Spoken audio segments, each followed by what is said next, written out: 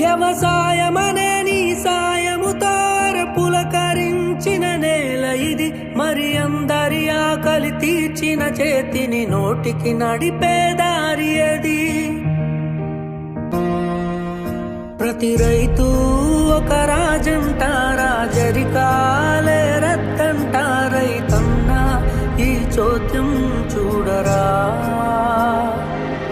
ప్రతిరోజు ఒక వార్తను వై కనిపిస్తావు పార్థివమై రైతన్నా, ఏ రాజ్యం నీదిరా.